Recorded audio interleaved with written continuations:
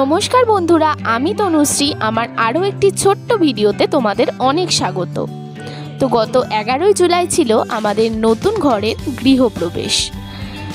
আমরা 7ই জুলাই রথযাত্রার দিনটাকে বেছে নিয়েছিলাম গৃহপ্রবেশ হিসেবে, কিন্তু সেই দিনও বাড়ির অনেক কাজ বাকি ছিল। তো 11ই জুলাই অলমোস্ট কাজ কমপ্লিট হয়ে গিয়েছিল, তাই জন্য আমরা সেই দিনেই গৃহপ্রবেশ করেছিলাম। সেই দিনটাও ছিল অনেক শুভ। তো গৃহপ্রবেশের দিন সকাল থেকেই ছিল চরম ব্যস্ততা, তাই জন্য সকাল থেকে ভিডিও করা হয়নি। তাই পুজোর সময় কিছু কিছু ভিডিও করে রেখেছিলাম, যেগুলোই ব্লগ আকারে তোমাদের সাথে শেয়ার করছি। তো দেখো, এই হচ্ছে বরমশাই। ওই মেনলি কিছু কিছু ভিডিও করে রেখেছিল, তাই জন্যই তোমাদের সঙ্গে এগুলো শেয়ার করতে পারলাম। নাহলে আমি খুবই ব্যস্ত ছিলাম কাজে, ওই জন্য ভিডিও করার একদমই কোনো সময় পাইনি। আর তখনও কিন্তু আমাদের কারেন্টটা আসেনি, ওই জন্য দেখো পেছনে বসে আছে আমার সেজোটা সেজদি ভাই, ও কিন্তু পাখা দিয়ে হাওয়া খাচ্ছে।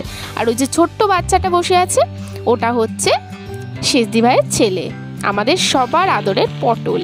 ওর ভালো নাম হচ্ছে সার্থক, কিন্তু ওকে আমরা পটল বলে রাখি। তো দেখো এখানে যজ্ঞ চলছে, মানে লাস্ট ফিনিশিং। পুজো তো হয়েই গিয়েছে, তো লাস্টে যজ্ঞ হচ্ছিল, হোম যজ্ঞ, তো সেটারই একটি ভিডিও। আর আমরা সবাই জানি যে যজ্ঞের সময় মাথায় কিছু দিয়ে রাখতে হয়, ওই জন্য আমি ঘোমটা দিয়েছিলাম। আর এদিকে পুরোহিত মশাই এবং বরমশাই হচ্ছে মাথায় গামছা দিয়েছিল। তো ছেলেদের গামছাই দিতে হয়। তো সেদিনকে এত গরম পড়েছিল, গরমে ভীষণ কষ্ট হচ্ছিল, আমরা পুরো নাজেহাল হয়ে গিয়েছিলাম। তো গৃহপ্রবেশের দিনই আমি আমার মন্দিরের সমস্ত ঠাকুরকে বসিয়ে দিয়েছিলাম, এবং ব্রাহ্মণ সেই সমস্ত ঠাকুরকেই পুজো করে দিয়ে গেছিলেন। আমি রাধা মাধব বসিয়েছিলাম, যে রাধা মাধবটা আমি বৃন্দাবন থেকে এনেছিলাম। তো রাধা মাধব, বজরংবলী এবং শিব ঠাকুর আমি বসিয়েছিলাম। তার সাথে হয়েছিল নারায়ণ পুজো। সবাই জানো যে গৃহপ্রবেশে নারায়ণ পুজোই হয়। তো দেখো এখানে যজ্ঞ চলছে, আর এই আগুনের পাশে বসে এত কষ্ট হচ্ছিল গরমে, কিন্তু কিছু করার নেই।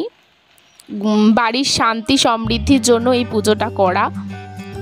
আর ব্রাহ্মণ ভীষণ সুন্দর করে পুজো করেছিলেন।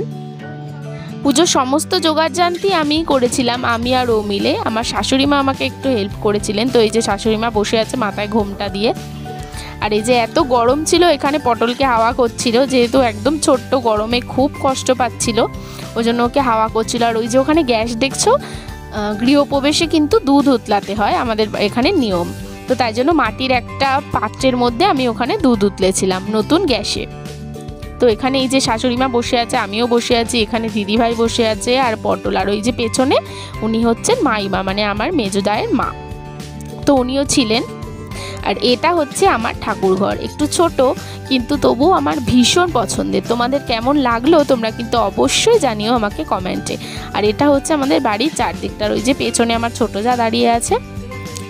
তো এটা হচ্ছে আমাদের ঘরটা, আর এটা হচ্ছে ঠাকুর ঘর, আমার সব থেকে পছন্দের জায়গা। তো ভিডিওটা কেমন লাগলো অবশ্যই কমেন্টে জানিও। সবাই ভালো থেকো, টাটা।